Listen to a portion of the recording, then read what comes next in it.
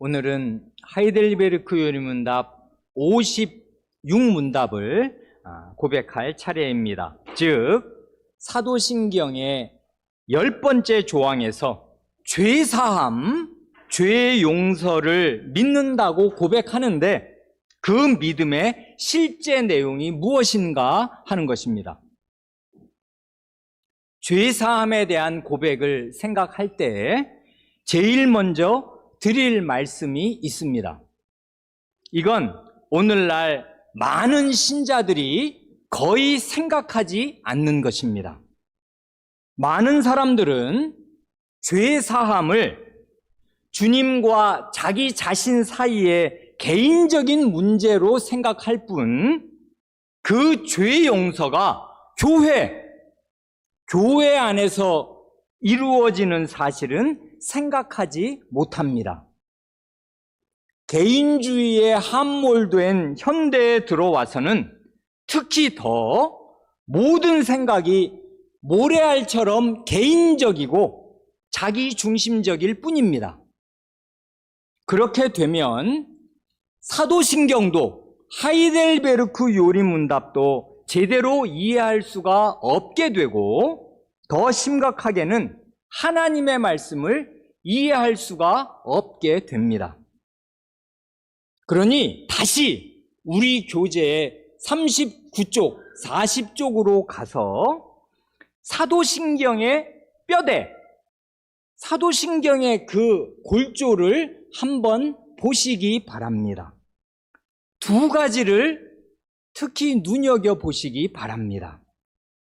첫째로 사도신경은 그 뼈대가 맨 앞에 그 로마자 1, 2, 3번이 보여주는 대로 성부, 성자, 성신, 삼위 하나님의 사역과 은혜를 고백하는 그런 뼈대로 되어 있는 것 명백합니다. 이 사실이 뜻하는 게 뭐예요? 우선 거룩한 보편적 교회와 성도의 거룩한 보편적 교회 곧 성도의 교제, 그리고 죄사함, 그리고 육신의 부활, 영원한 생명은 다 성신 하나님께서 우리에게 그리스도의 은혜를 입혀 주심으로써 우리가 얻는 것이다. 그거지요, 이 구조가 소리 없이 말하고 있는 것은. 그러니 성신과 성신의 사역이 우리에게 아주 결정적으로 중요합니다. 그걸 사도신경은 애누리 없이 보여주고 있어요. 이걸 못 보면 장님이에요. 그래서 성신과 성신의 사역을 보아야 죄사함, 육신의 부활, 영원한 생명을 바르게 이해할 수 있게 됩니다. 둘째로 이 첫 번째와 아주 비슷하게 말입니다. 그러니까 이걸 요 첫 번째 드린 말씀을 그냥 우리 어린 사람들 알기 쉽게 번호로 그냥 확 이야기한다면은 8번이 사도신경의 8번째 조항이 나는 성신을 믿사오며 이거 아니에요. 이 8번이 없으면 90, 11, 12번은 없는 것이다. 그거지 않습니까? 그렇단 말입니다. 그게 사실이에요. 둘째도 마찬가지인데 이 첫 번째와 아주 비슷하게 그 10번, 11번, 12번 맨 마지막에 이게 우리에게 오는 가장 중요한 것들이잖아요. 이게 없으면 우리의 구원도 없는 거잖아요. 그런데 이 10, 11, 12의 죄사함, 육신의 부활, 영원한 생명은 9번에 거룩한 보편적 교회 안에서 얻는 것이고 교회와 함께 누리는 것이지 교회가 없는데 혹은 교회를 떠나서 나 홀로 죄사함 받고 나 홀로 육신의 부활을 얻고 나 홀로 영원한 생명을 누리는 길은 없는 것이다. 그것입니다. 이게 틀림없는 사실이에요. 왜냐하면 죄사함, 구원, 영생을 얻는다는 말은 곧 하나님 나라를 얻는다는 말과 동의하지 않습니까? 요한복음 3장을 보면 이게 아주 명백해요. 영생을 얻는 것을 하나님 나라에 들어가는 것과 완전히 등치시키고 있고 이것이 구원이에요. 구원은 곧 영생과 육신의 부활과 죄사함과 하나님 나라를 얻는 것인데 나라는 수많은 백성이 있어야 나라지 나 혼자 있으면 그게 무슨 나라겠습니까? 그러니 하나님 나라에 들어가지 못하면 구원도 없는 것인데 하나님 나라는 하나님 나라 백성이 전체로 함께 받는 것이지 나 혼자 받는 법이 없어요. 그런데 이 현대에 와서는 모든 사람이 생각하는 구원의 99%는 나예요, 나. 내가 어떻게 되냐. 그걸 생각한단 말입니다. 보편적 거룩한 교회를 생각하지 않아요. 성도의 교제 안에서 받는 구원과 죄사함과 하나님 나라를 생각하지 못한단 말입니다. 순전히 생각이 단자화되어 있어요. 모래알이란 말입니다. 모래알은 아무 풀기도 없는 거잖아요. 100만 개가 있어도 뭐 해변에 가서 뒹굴면 모를까? 실제로는 아무 찰기도 없는 거잖아요. 그렇게 하나님 나라는 모래알들을 모아놓은 그런 나라 아니란 말입니다. 그래, 무엇보다도 하나님의 말씀이 교회 안에서 교회와 함께 죄사함을 받는다는 사실을 아주 강력하게 증언합니다. 한 말씀만 들겠습니다. 오늘 우리가 본문으로 세 가지 본문을 길게 읽었잖아요. 그 시편, 그리고 예레미야, 이제 히브리서를 읽었는데 두 번째 본문으로 읽은 예레미야 31장 그 31절 이하를 보면 우리의 죄를 기억하시지도 않겠다 하시는 그 완전한 죄사함을 약속하셔요. 이게 우리의 구원이고 정말 사죄고 영생이고 좋은 거지 않습니까? 그런데 이게 이제 새 언약인데 새 언약의 핵심은 우리의 완전한 사죄예요. 오늘의 주제. 그런데 이 새 언약을 도대체 누구와 맺으시는 거예요? 누구와? 31절을 보세요. 이스라엘 집과 유다 집과 새 언약을 맺겠다 하신단 말입니다. 이게 뭐예요? 남북 이스라엘 구약의 교회와 이 언약을 맺으신단 말입니다. 그것뿐이 아니에요. 또 한 번 말씀하셔요. 33절에 그러나 그날 후에 내가 이스라엘 집과 맺을 언약은 이러하다. 두 번을 이 언약의 대상이 누구냐를 말씀하시는데 구약 교회예요. 안 그래요? 개인으로 지금 이걸 얘기하는 게 아니에요. 하나님께서. 그러니까 물론 아브라함에게 그리고 다윗에게 개인으로 그 한 사람에게 어떤 중대한 약속을 주시는 때가 있어요. 그런데 그 약속의 내용을 가만히 보면 어때요? 그건 그 약속에 포함되는 후손을 그 약속의 내용에 담고 있어요. 너와 내 후손이거든요. 너로 말미암아 천하한 모든 민족이거든요. 안 그래요? 다윗과 다윗의 후손. 그러니까 교회를 배제하는 언약은 없는 거란 말입니다. 그러니까 이 언약의 가장 복된 게 사죄라면 그 사죄는 교회 안에서 교회와 함께 받는 거예요. 근데 요즘 사람들이 이렇게 생각하나요? 전혀 이렇게 생각하지 않죠. 전부 구원을, 그 죄사함을 개인주의적으로 생각한다는 말입니다. 이건 성경의 문맥에서, 성경의 맥락에서 이탈된 거예요. 그러니까 성경을 거꾸로 읽는 거란 말입니다. 그렇게 읽으면 성경의 원래 뜻을 알 수가 없게 돼요. 성경이 자기의 복주머니가 되고 주머니 되는 것입니다. 부적.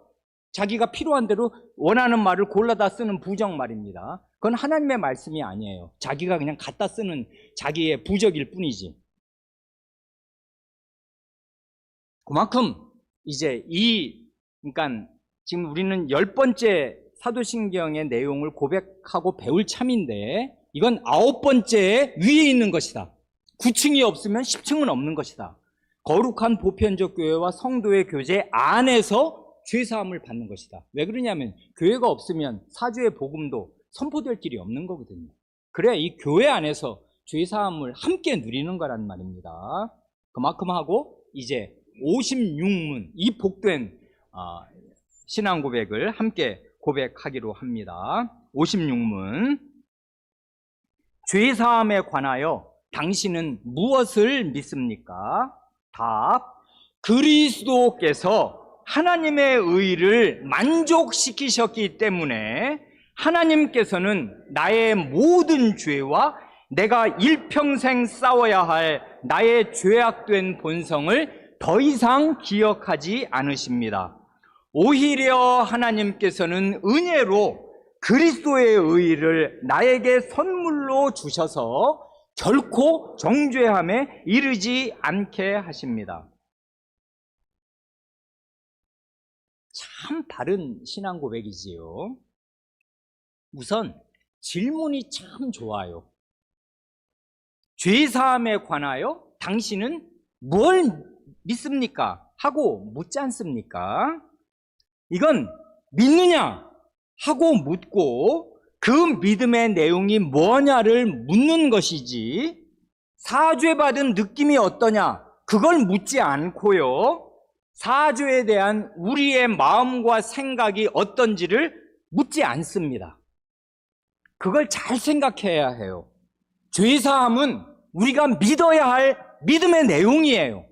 믿어야 해요. 뭘 믿어야 돼요? 근데 내가 사죄받았다고 그냥 강박을 해서 나는 죄사함 받은 거야 이렇게 자기를 강박하고 자기 암시를 많이 주는 게 믿는 거예요? 아니죠. 그건 뭘 믿는가 할 때 하나님의 말씀이 죄 용서에 대해서 뭐라고 말씀하시냐, 그걸 꼭 붙들고 믿는 거예요. 그러니까 여기선 지금 죄사함에 대해서 무슨 내용을 믿느냐, 그거를 묻지, 이게 요즘 사람들 흔히 하는 그런 죄사함의 기쁨, 뭐 죄사함의 비밀 어쩌고 하면서 포스터 써붙이면서 그런 걸 강조해서 나는 뭐 별로 그렇게 마음이 펄펄 뛰는 기쁨도 없는데 그럼 나는 죄사함 받은 거 맞아? 이렇게 스스로를 불안하게 돌아보게 하는 그런 유의 우리나라 풍조와는 전혀 다른 것입니다.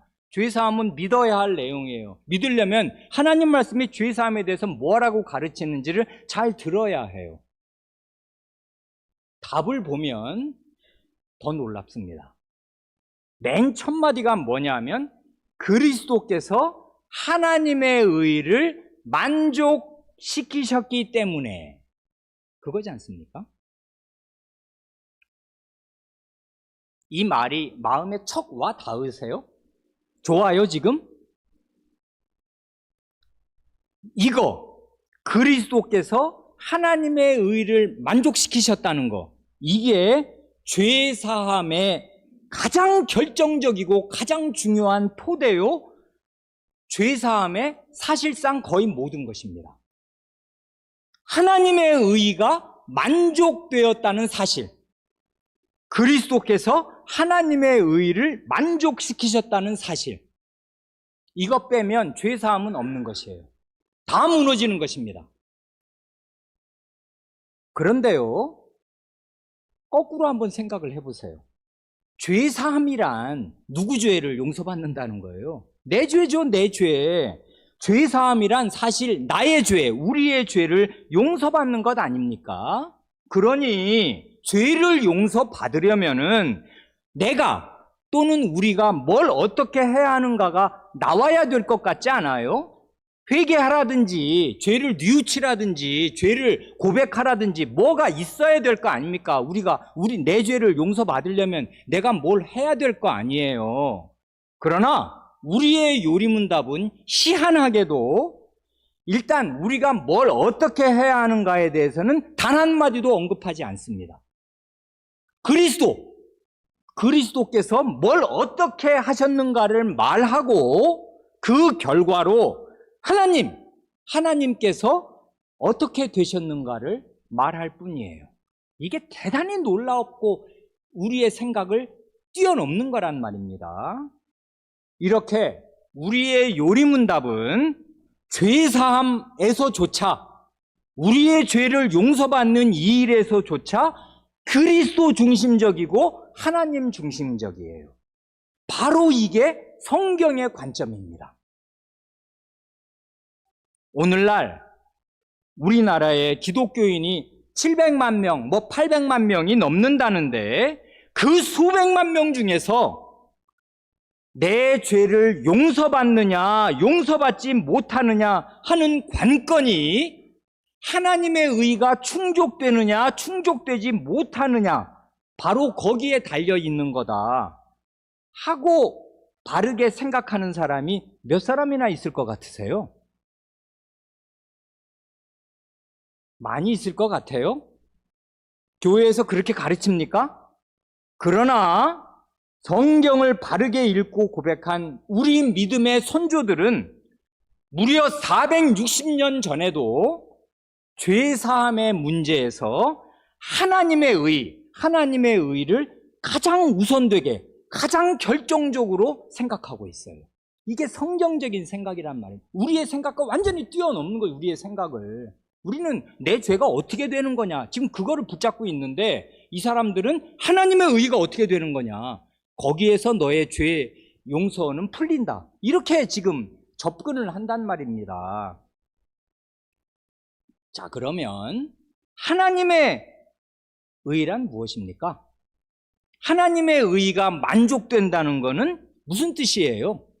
이걸 우리가 모르지 않습니다. 하나님의 의란 말 그대로 하나님의 정의, 하나님의 공의, 그거 아니에요? 하나님의 옳다고 여기시는 그 지고의 하늘 최고의 기준, 곧 하나님을 거스르는 죄인에게 그 죄에 따른 아주 공정하고 의로운 형벌을 가하고, 죄인에게는 그렇게 하고 의인에게는 의롭다고 인정해 주는 것, 이게 하나님의 의입니다. 옳을 의자잖아요. 하나님이 뭘 옳게 여기시는가? 죄인을 죄 있다고 정죄하시고 의인을 의롭다고 여기시는 것, 말씀하여 주시고 인정하여 주시는 것, 이게 하나님의 의예요. 이건 나라의 법정에도 이게 있어야 돼요. 유전무죄, 그러면 불이한 재판정이지 않습니까? 돈 있는 사람은 다 봐줘. 가난한 사람은 뭐 조금 훔치면 15만 원짜리 훔쳤는데 진짜 감옥에 가야 돼.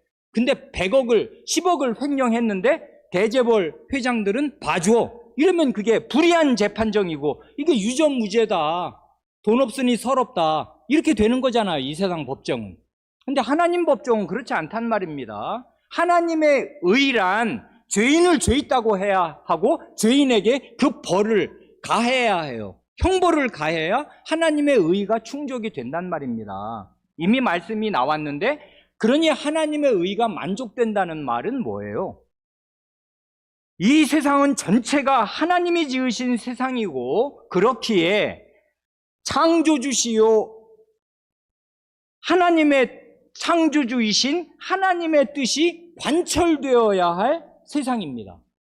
그러니 이 창조주요 대주제이신 왕이신 하나님을 무시하거나 모르거나 하나님께 반역하는 자에게는 그에 상응하는 처벌과 형벌이 가해져야 하나님의 정의가 만족되는 거지 않습니까? 이번에도 무슨 급발진을 해서 시청에서 생떼 같은 사람이 저녁 먹고 나와서 1분, 5분도 안 돼서 수많은 사람이 죽었어요. 몇 사람이 죽었단 말입니다. 본인은 뭐 어쩌고저쩌고 변명을 하는데, 수사 결과 그건 자기가 엑셀레이터를 밟았기 때문에 그 많은 사람을 죽여놨어요. 근데 그 사람이 뭐 실수다, 과실이다 해서 무죄로 방면되면 그 가족들 마음이 어떨 것 같으세요? 살 수가 없단 말입니다. 이게 나라냐? 이게 정의냐? 이게 법이냐? 그럴 거란 말입니다. 잘못한 사람은 과실로 남의 목숨을 끊어놨으면 그것도 죄예요. 과실치사. 그러니 죄에 합당한 형벌을 받을 것을 우리 사람이라면 기본적으로 다 요구한단 말입니다. 그러는 과실치사에는 상당한 정삼창작이 있지만 그런 게 아니라 성폭행범, 자기의 성적인 만족을 위해서 어느 사람을 때려서 죽이고 성욕을 충족한 사람을 풀어준다? 그럼 그게 나라예요? 형벌을 요구한단 말입니다. 우리의 정의의 감정이. 하나님 자신이 마찬가지예요. 죄인은 반드시 벌받아야 해요. 그래야 하나님의 의의가 충족된단 말입니다. 그런데요, 이 요리문답에서 하나님의 의라는 말이 언제 처음 나왔어요? 그거 혹시 기억하십니까? 몇 문 크게 대답하는, 딱 맞추시는 분이 있으면 정말 상을 이번에 수양회 때 뻥튀기를 한 바가지를 드리고 싶은데, 몇 문에서 처음 나왔어요. 뻥튀기 맛있습니다, 여러분. 가서 드셔보십시오. 작년에 하루 만에 떨어졌어요. 하도 맛있어서. 12문에서 처음 나왔습니다. 우리의 구속, 우리의 구원을 고백하기 시작하는 맨 첫 문답이 되는 12문에서부터 12, 13, 14, 16문 답에 걸쳐 줄기차게 하나님의 의가 만족되지 않으면 우리의 구원이란 없는 것이고, 하나님의 의가 만족되려면 우리의 죄값이 완전히 남김없이 치러져야 된다 하고 고백했어요. 그것으로 우리의 구원의 문제를 이제 풀어나가기 시작했단 말입니다. 하나님의 의가 결정적이었어요. 이제 그때 그런 얘기 들은 거 기억도 난다, 대강 이렇게 생각하시면 천만다행입니다. 우리의 기억력이라는 건 뭐 돌아서면 잊어버리니까, 이게 12문이면 언제 때 얘기입니까? 그러나 이건 기억하셔야 해요. 하이델베르크 여러분답은 우리의 구원을 말할 때 하나님의 의가 충족되는 것을 가장 먼저 말했어요. 그렇기 때문에 여기에 와서는 다른 얘기가 필요 없이 그리스도께서 하나님의 의를 만족시키셨기 때문에 하는 말로 앞에 모든 논의를 그냥 딱 요약해도 되는 것입니다. 이미 충분히 말했으니까. 그러니까 아직 긴가민가 뭐가 뭔지 잘 모르시는 분은 댁에 돌아가셔서 12, 13, 15, 12문부터 18문까지를 읽고 또 읽으세요. 그래야 구원의 첫발이라도 제대로 띄는 것이라는 말입니다. 하나님의 의를 머릿속에 염두에 확실하게 두지 않으면 그의 구원은 인간 중심적인 거예요. 신학을 인간학으로 환치시키는 것입니다. 둔갑시키는 것이란 말입니다. 그런데 기쁘고 기쁜 소식이 이것입니다. 거기 그리스도께서 하나님의 의를 만족시키셨는데 어느 정도로 만족시키셨는가 하면 완전히 100%로 이 땅의 기준이 아니라 하나님의 지극히 거룩하신 저 하늘의 순백색의 기준으로 보실 때에도 한 점 모자람이 없이 완벽하게 만족시키셨다, 그것입니다. 어떻게 만족시키셨는가를 12문서부터 18문까지 줄기차게 자세히 고백했기에 여기서는 그것을 단 한마디로 요약하고 넘어갑니다. 그리스도께서 하나님의 의를 만족시키셨다. 게임 끝났다, 이것입니다. 그래, 그리스도께서 하나님의 의를 만족시키신 결과가 무엇인가를 두 가지로 고백합니다. 이게 바로 죄사함의 복음 아니겠습니까? 우리가 이걸 마음에 정말 담으면 하나님의 그 지극히 거룩한 그 형형한 눈빛, 우리 죄인이 감히 어떻게 감당할 수가 없는 그 두려운 눈빛 앞에 설 수 있게 해주는 이 죄사함의 복음을 참되게 깨닫는다면은 우리는 펄펄 뛸 것입니다. 자리에서 기뻐서 그냥 가만히 이렇게 앉아 있을 수가 없을 것이에요. 첫째는 뭐예요? 죄사함의 복음 첫째는 그리스도께서 하나님의 의를 만족시킨 결과가 뭐냐, 이거지요. 하나님께서는 나의 모든 죄와 내가 일평생 싸워야 할 나의 죄악된 본성을 더 이상 기억하지 않으십니다. 너무나 아름답고 복된 고백입니다. 이건 말이 멋져서 아름다운 게 아니고 성경 말씀의 약속을 그대로 복창하는 것이지 않습니까? 하나님의 말씀을 진리로 믿고 고백하는 거, 그게 신앙 고백이고, 그래서 죄사함을 믿는 거예요. 이건 자기 암시가 아니란 말입니다. 하나님의 말씀을 믿는 거예요. 어디 그런 말씀이 있어요? 여기 우리가 오늘 두 번째 본문으로 읽었던 예레미야 31장 34절 하반절에 주님께서, 여호와 하나님께서 구약시대 예레미야 시대는 끔찍한 시대지요. 구약 경륜이 망했습니다. 이스라엘이 남유다가 망했어요. 북이스라엘은 진작에 망했고, 그러니까 하나님 나라가 이 땅에서 완전히 망했어. 그럴 때에 하나님께서 새 언약을 세우시겠다 말씀하시면서 새 언약의 핵심 내용으로 이걸 언급하시는데 뭐냐면, 내가 그들의 악행을 사하고 다시는 그 죄를 기억하지 아니하리라. 여호와의 말씀이니라. 하나님은 한 입으로 두 말 하시지 않는다는 말입니다. 여호와 자신의 이름을 걸고 내가 그 죄를 다시는 기억하지 않겠다 하고 말씀하셔요. 그리고 이게 그냥 한 번 지나가면은 글쎄 이렇게 될 만한데, 이 예레미야서를 인용하면서 신약성경 히브리서의 저자가 오늘 우리가 마지막으로 읽은 본문 히브리서 10장 17절에서 이 복된 언약의 말씀을 똑 따서 인용해서 또 그들의 죄와 그들의 불법을 내가 다시 기억하지 아니하리라 하셨으니 하고 인용을 하니까 이 예레미야서의 예언과 신약의 인용이 쌍벽을 이루면서 이건 신구약 전체를 관통하여 흐르는 하나님의 움직일 수 없는 약속이란 말입니다. 이 약속을 믿는 것이에요. 믿어야 해요. 죄사함 받을 사람들은. 이 첫째, 이 복된 사주의 복음의 두 가지를 보충해서 말씀드리고 싶습니다. 먼저는 우리의 죄를 기억하지 않으시겠다는 말씀의 뜻이 뭐냐, 그거지 않습니까? 하나님이 정말 기억을 못 하셔요? 여러분이 지은 죄, 제가 지은 죄를 하나님이 기억을 못 하셔요? 못 하셔요? 안 하셔요? 기억 상실증에 걸리셨어요? 하나님 다 아십니다. 영원히 기억하셔요, 사실은. 왜 그러냐 하면 그건 분명해요. 성경이 증거가 있어요. 다윗의 죄가 성경, 영원한 말씀에 기록이 되었거든요. 그의 음란한 거, 그의 살인죄, 살인을 사고사로,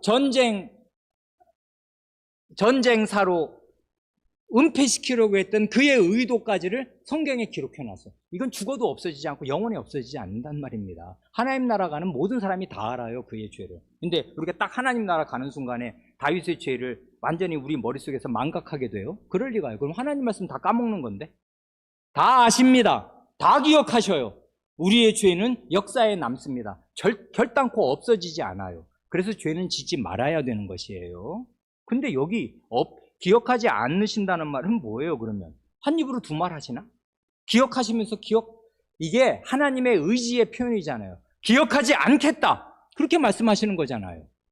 그러니까 내 기억에서 지워버린다, 뭐 이러는 게 아니, 컴퓨터 프로그램도 아니고 뭘 소거하는 게 아니라 하나님께서 말입니다, 우리 죄의 책임을 묻지 않으시겠다, 그 말이잖아요. 근데 우리의 이 연약한 마음에 확신과 안심을 주시려고 우리 얼굴을 보면, 예를 들면 여러분이 나한테 엄청난 상처를 준 사람을, 이건 씻을 수 없는 상처를 준 것입니다. 우리 6.25 때 그런 일도 있었지요. 자기 아들을 죽인 인민군 병사를 양아들로 삼은 목사님도 계십니다. 그 사람을 보면 뭐가 생각나요? 내 죽은 아들이 생각나, 안 그래요?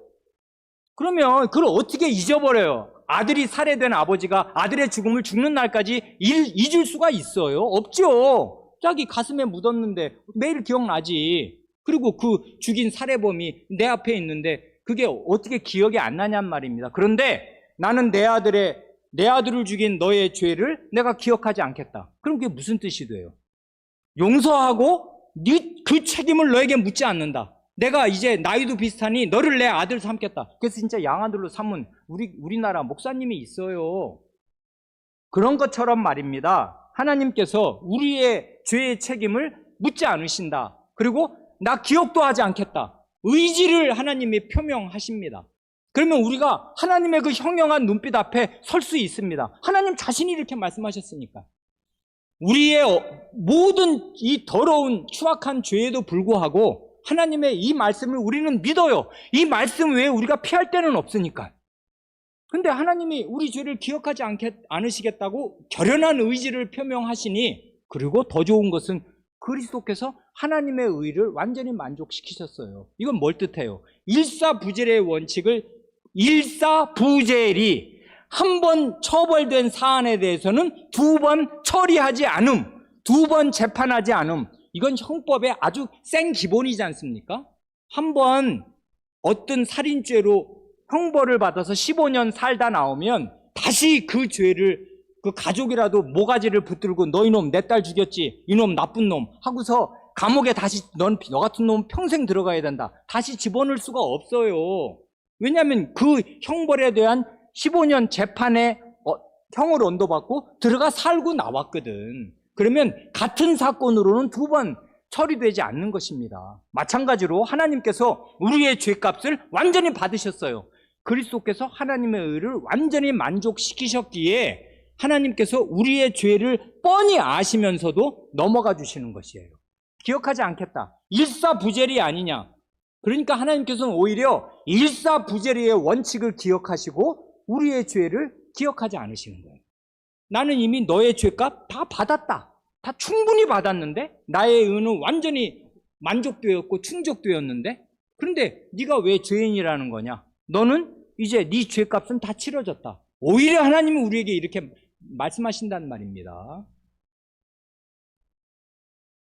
그리고요, 하나 더 주의할 것이 있어요. 이렇게만 하면 이제 기쁘니까 잘 됐네. 이제 죄를 이제 지어도 뭐 별로 안심해도 되겠구만. 이렇게 생각할 수가 있지 않습니까? 여기 한번 보세요. 사죄받은 사람의 남은 일생을 요약하는 말이 이 첫 번째에 들어있어요. 뭐예요? 나의 죄악된 본성과 일평생 싸워야 하는 당위. 그걸 여기서 고백하고 있어요. 이건 뭐와 다른 거예요? 이건 무기력하게 같은 죄를 짓고 또 짓고 짓고 또 짓고 하면서 답습하는 걸 가리키는 말이 아니고 심지어 죄를 탐닉하고 즐기는 모습이 전혀 아닙니다. 죄악된 본성과 일평생 싸우는 전사의 모습을 여기 표시하고 있어요. 이건 우리의 당위입니다. 일평생 나의 죄악된 본성과 싸워야 해요. 여러분은 싸우십니까? 싸워야 해요. 그런 사람에게 사죄가 오는 것이고 사죄받은 사람은 그렇게 사는 것이에요. 그래, 근데 그 본성은 내 안에 있어. 그러니까 내가 싸워야 하거든. 근데 난 싸워. 이건 아니지. 내가 잘못 말했어요. 그리고 성질이 확 나서 함부로 말했어. 나의 이 처리되지 않은 죄악된 본성이 여전히 예수 믿은 지가 40년인데도 아직도 이 모양이구나. 우리 이 모양입니다. 별거 없어요. 우리 천하 없는 죄인입니다. 오갈 데 없는 죄인이에요.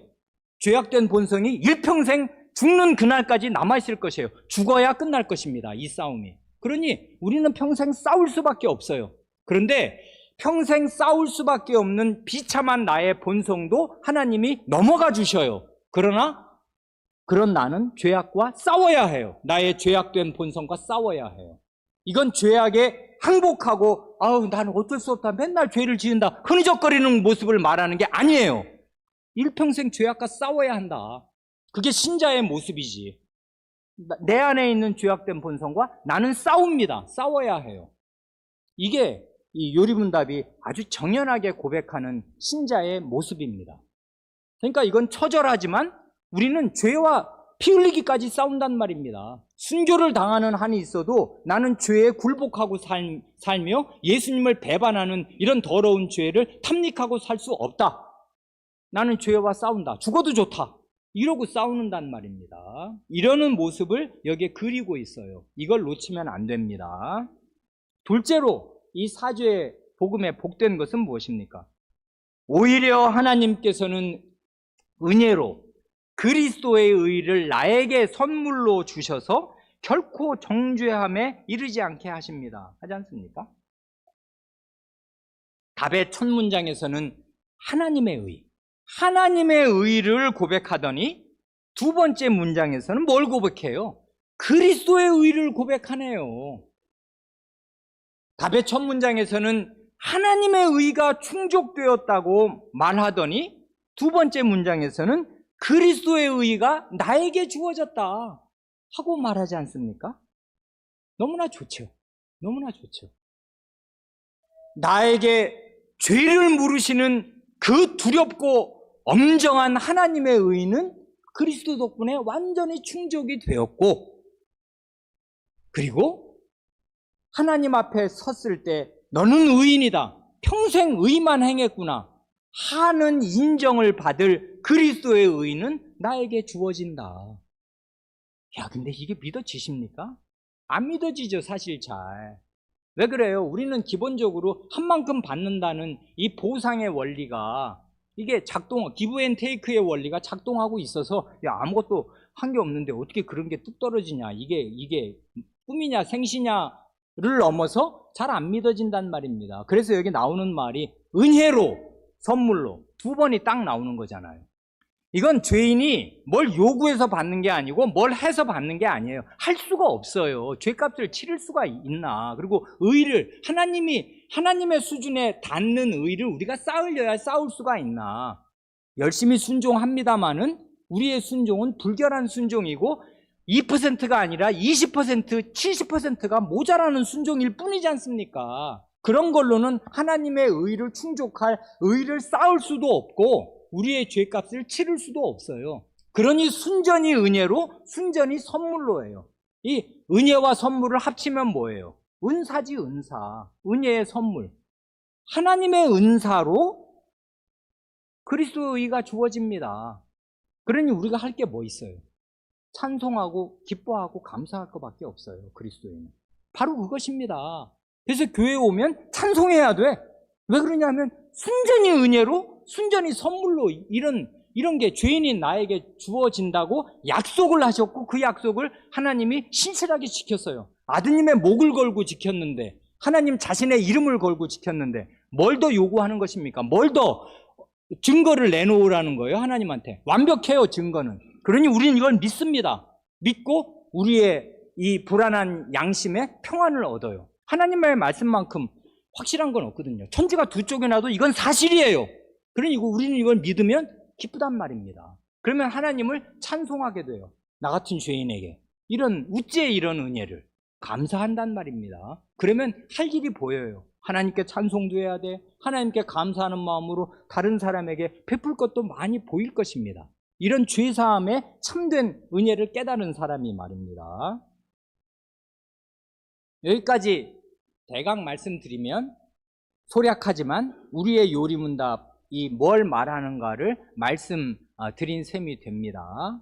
근데 지난번에도 거룩한 보편적 교회를 나는 믿는다 할 때 믿어야 될 내용을 아주 정연하게 하나님의 아드님께서 어떻게 행하셨는가를 육하 원칙을 따라 고백하지만, 그러니 교회로 어떻게 살아야 하는가는 이 신앙 고백에서 교회의 삶, 교회의 행위, 당위에 대해서는 고백하지 않잖아요. 그건 나중에 고백할 일입니다. 마찬가지로 이 요리문답은 죄사함에 대해서 당신은 뭘 믿냐고 고백하지만 죄사함 받은 사람은 어떻게 사는 거야 하는 것은 고백하지 않아요.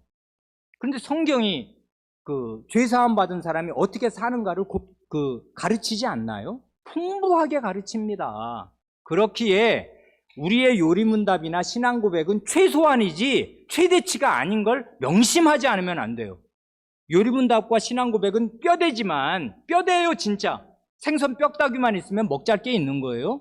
중요한 뼈대지만 살을 붙여서 고백하고 읽어야 해요. 채워서 읽을 것들이 많이 있어요. 이건 최소한이지 최대치가 아니란 말입니다. 그러니 죄사함 받은 사람은 어떻게 살아야 하는 것이에요. 그걸 우리가 모를 수가 없어요. 오늘 우리가 이제 본문 중에 그냥 아주 극히 일부만 읽었는데 그래도 꽤 읽었지 않습니까? 오늘 본문 주일이니까 성경을 많이 읽었어요. 시편 32편이 이게 사죄를 노래하는 이 죄사함 받은 사람의 기쁨과 죄사함 받기 전에 자기 죄를 꼬부치고 있었을 때 그 마음의 양심의 불편함과 괴로움, 그러나 죄를 토해내고 하나님께 자복했을 때 죄사함 받을 때의 기쁨이 무엇인가를 쫘르르 고백하는데, 거기 보면 죄사함 받은 사람은 어떻게 사는가 그런 걸 여기저기서 말한단 말입니다. 자세히 보지 않고 2절을 보면 마음에 간사함이 없어요. 이게 뭘 말해요? 마음이 정직한 것을 말하는 것입니다. 사죄받은 사람은 그 하나님 앞에 딱 섰을 때, 하나님, 제가 이렇게 부끄러운 죄인이고 죄를 지었고 싸워야 할 본성이 제 안에 있습니다마는 하나님이 제 마음을 다 통통하게 아시고 다 내다보십니다. 저는 하나님 앞에 두 마음을 품고 이 일 저 일을 하나님과 돈을 겸하여 섬기는 사람이 아니고 하나님과 이런 더러운 죄악을 탐닉하는 사람이 아닙니다. 저는 두 신을 섬기는 사람이 아닙니다. 마음에 간사함이 없어요. 죄사함 받은 사람은. 그리고 6절을 보면은 이로 말미암아 모든 경건한 자는 주를 만날 기회를 얻어서 주께 기도한다 합니다. 경건한 사람이에요. 경건한 사람은 어떤 사람인데요? 주님을 두려워하는 사람입니다. 그런 사람은 어떻게 사는데요? 구절처럼 살아요. 무지한 말이나 노새같이 살지 않습니다. 그것들은 그냥 모가지를 끌어매고 코에다가 그 고삐를 맹여가지고 잡아 당겨야 그 노새가 고집이 얼마나 셉니까? 말은 또 어때요? 그런 거를 잡아 당겨서 아픔을 가해야만 겨우겨우 사람의 말을 듣는 그런 무지한 말이나 억센 노새처럼 살지 않고 재갈과 굴레로 단속을 해야만 말을 듣고 하나님이 그냥 매를 때리고 회초리를 내리치고 재앙을 쏟아 부어야 그때서야 잘못했습니다 이러는 말을 하지 않고 하나님을 신뢰한다는 말입니다. 10절을 보면 하나님을 신뢰하는 사람들이고 11절을 보면 너희 의인이요 마음이 정직한 너희예요. 그러니까 죄사함 받은 사람은 삶의 양태가 이래요. 경건한 마음으로 하나님을 경외하고 하나님을 신뢰하고 살며 의롭게 살고 마음에 정직해요. 간사함이 없단 말입니다. 이런 사람이에요. 이거를 그냥 이게 또 다른 요와 쌍벽을 이루는 아주 사죄에 관한 좋은 시편이 시편 130편인데요. 130편은 짧습니다. 몇 절 안 돼요. 대여섯 절, 뭐 67절밖에 안 될 것입니다.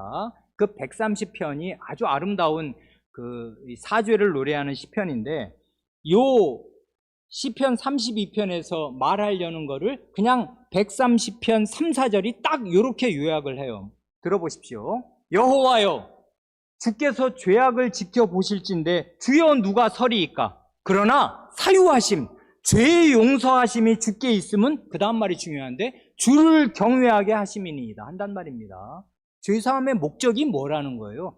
이제 죄사함 받았으니 마음이 기쁘고 또 죄를 지어도 근데 평생 기억도 안 하신다니 또 죄를 짓고 또 죄를 지어도 되겠네. 이런 생각을 전혀 하지 않는단 말입니다. 사죄하시는 목적은 주를 경외하게 하심입니다. 참되게 죄사함을 받은 사람은 주님의 두려움을 알되 존경하는 마음으로 주님을 두려워해요. 주님 앞에 근신하는 태도로 산단 말입니다. 이게 구약 성도들의 고백이에요. 그뿐 아닙니다. 오늘 우리가 예레미야 31장 그 복된 새 언약의 말씀을 읽었지 않습니까? 그 말씀을 보면 하나님께서 맨 마지막에 내가 그들의 악행을 사하고 그들의 죄를 기억하지 않는다 할 때 그 전제가 뭐예요? 그런 사람들의 삶의 양태, 새 언약 백성들의 마음과 생활을 딱 그려놨는데 그게 끝내주는 거예요. 뭐예요? 마음에 하나님의 법과 하나님의 말씀이 있어요. 첫째는 그것이고 그렇기에 큰 자로부터 작은 자까지 어린애나 어른이나 다 하나님을 알아요. 하나님을 안다는 말이 뭔데요? 하나님과 친숙한 교제를 나누고 있어요. 그래서 야, 너 기도 좀 해야지. 그 자식이 부모가 자식에게 말입니다. 너는 어떻게 기도를 제대로 하는 걸 내가 본 적이 없네. 기도를 좀 해. 목사가 교인더러 기도를 좀 여러분 성도 여러분 기도를 부지런히 하십시오. 하셔야 합니다. 라고 말할 필요가 없는 사람이다 이 말입니다. 왜 그래요? 큰 자부터 작은 자까지 다 나를 알고 나와 친숙하게 사귐을 나누고 있어. 이런 사람의 죄를 하나님은 기억하지 않겠다 이렇게 말씀하신다는 말입니다. 하나님의 말씀이 그 속에 있어. 그리고 하나님과 기도하면서 하나님과 충분히 교제를 나누고 있어요. 그래서 다 나를 잘 알아. 이 백성들은 전부. 이게 새 언약 백성의 삶이에요. 그런 사람의 죄는 기억하지 않으신다. 악행은 다 사함 받는다. 그러니 죄 사함 받은 사람의 삶의 양태는 어떤 것인가? 구약 성경이 잊을 수 없이 알려준단 말입니다. 이런 걸 모르면 맨날 죄 사함만 강조하면 그게 뭐냔 말입니다. 그러면 실제로 마음에 사죄의 기쁨이 없고 사죄의 확신이 없어요.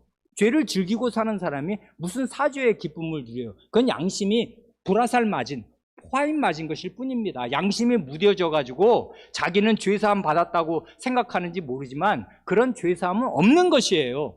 성경은 죄사함을 전혀 그런 맥락에서 가르치지 않는단 말입니다. 처음부터 끝까지 그래요. 성경 모든 곳에 그 모든 메시지는 한결같아요. 사죄받은 사람은 경건하게 살고 하나님을 두려워하면서 거룩하게 하나님과 큰 사귐 가운데 살아요. 예를 들면 부정한 그 아내의 간음을 용서하고 아내와 함께 사는데 이 여자가 또 바람을 피네. 어떻게 되냔 말입니다. 그러면 다 그걸 용서한단 말이에요? 아니란 말입니다. 여기 예레미야 31장의 그 맥락이 바로 그거잖아요. 내가 그들과 혼인언약을 맺었고 내가 그들의 남편이 되었어도 내 아내는 죄를 저질렀다. 내가 다시는 이런 바람 맞는 남편이 되지 않겠다.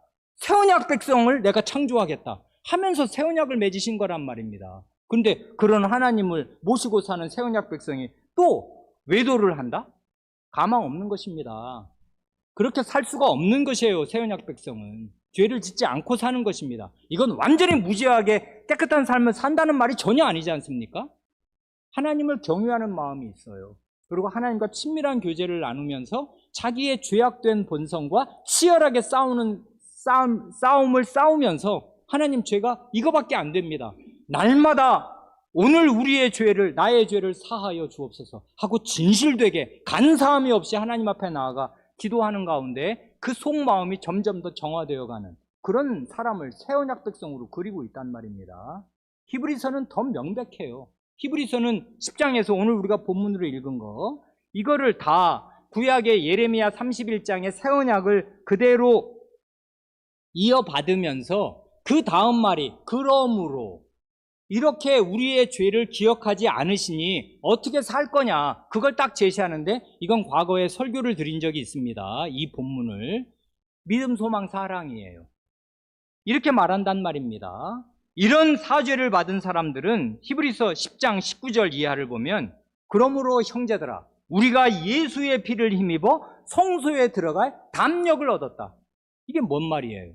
우리는 이제 완전히 죄를 용서받았으니 우리의 죄를 씻으신 예수 그리스도의 피를 힘입어서 하늘 지성소에 들어갈 담력, 용기, 담대한 마음을 우리는 가졌다. 그래, 여기 보면 참마음과 온전한 믿음으로 하나님께 나아가자 한다는 말입니다. 예배드리자, 이것입니다. 우리는 하나님의 어전, 하나님의 지성소에 나아갈 수 있어요. 왜냐하면 나 혼자서 나아가라고 그러면 우리는 죽는 거지, 죽음이지. 그 살아계신 두려운 하나님을 어떻게 뵙냔 말입니다. 근데 예수님의 피가 있잖아요. 예수님의 찢어진 몸이 있잖아요. 그러니 예수의 뒤에 숨어서 담력을 가지고 하늘 성소에 나아가요. 믿음으로 예배드리자, 이거지 않습니까? 하나님을 섬기는 하늘 지성소에 우리는 나아가자. 예수님의 피가 있다. 그런 사람은 어떻게 살아요? 또한 약속하시는 이는 미쁘시니, 죄사함을 약속하신 분은 신실하신 분이시니 우리 믿는 도리의 소망을 움직이지 말고 굳게 잡자. 소망을 말해요. 여긴 지금 신앙 고백이라고 말씀드렸습니다. 믿는 도리란 믿음의 고백이에요. 우리가 한 신앙 고백의 그 소망의 내용을 움직이지 말고 굳게 잡자. 흔들흔들할 소망 아니지 않냐? 우리가 영생으로 들어갈 사람들이 아닌가? 우리의 미래는 밝아요. 우리의 영혼은 그리스도와 영원히 함께할 것입니다. 모든 성도들이 우리를 응원하고 있어요. 그러니 우리의 소망이 흔들릴 소망이 아닙니다. 이 세계가 어떻게 되든 상관이 없어요. 기후 재난이 얼마나 10배나 심해지든 상관이 없어요. 우리의 미래는 밝습니다. 우리의 소망은 흔들리지 못할 소망이에요. 약속하신 분이 미쁘시니까. 믿음을 말했고 소망을 말했어요. 뭘 말할 차례예요? 사랑을 말할 차례예요.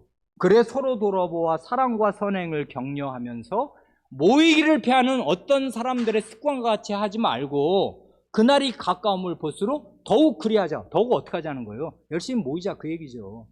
하나님께 바르게 예배드릴 시간에는 해찰하지 말고 집에서 유튜브로 예배드릴 생각을 하지 말고 할 수 있는 대로 모여서 힘있게 성도가 함께 모여서 사랑과 선행을 격려하자.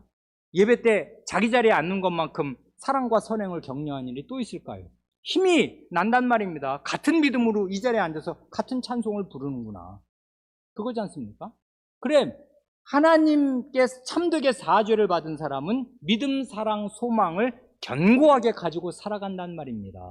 그러니까 사죄받은 사람은 할 일이 없는 것이 아니고 성경은 그걸 아주 풍부하게 가르쳐요. 모든 본문이 그런 걸 가르친단 말입니다. 그래서 우리는 우리의 신앙 고백을 채워서 읽으면 좋습니다.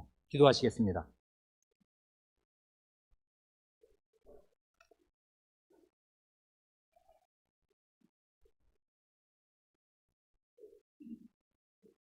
하나님 아버지, 예수 그리스도께서 거룩하신 하나님의 의를 완전히 만족시키시고 100% 충족시키셨다는 사실이 저희 죄사함의 움직일 수 없는 결정적인 토대요 근거가 되오니 이 사실을 저희는 믿고 의지하오며 또 믿고 의지하옵고 영원히 믿고 의지하옵니다. 또한 하나님께서 오직 은혜로 오직 선물로 받을 자격이 손톱만큼도 없는 저희에게 그리스도의 의를 선물로 주시기를 기뻐하시고 그런 선물을 하늘로부터 마련하셔서 이 땅에 내려보내 주시고 그리스도의 피와 그리스도의 죽음과 그리스도의 부활과 그리스도의 승천과 우편 좌정으로 여실하게 입증하셨으니 그리스도의 의의를 저에게 주신다는 이 사실을 저희가 부인할 수도 의심할 이유도 전혀 없사옵니다. 그러므로 저희는 오직 그리스도 덕분에 하나님의 의의를 만족시키는 사람들이 되고 또한 그리스도의 모든 의의를 받은 사람들이 되었사오니 저희가 어떻게 살아야 할지가 저희 하나님의 말씀으로 명백하게 있사옵니다. 그러므로 이 큰 은혜를 내리신 하나님께 감사와 찬송을 드리면서 거룩하고 경건한 삶을 살며 믿음과 소망과 사랑에 충실한 삶을 살게 하시고 그러면서 일평생 저희의 남아있는 죄악된 본성과 맹렬하게 싸우게 하시옵소서. 우리 구주 예수님의 이름으로 기도합니다. 아멘.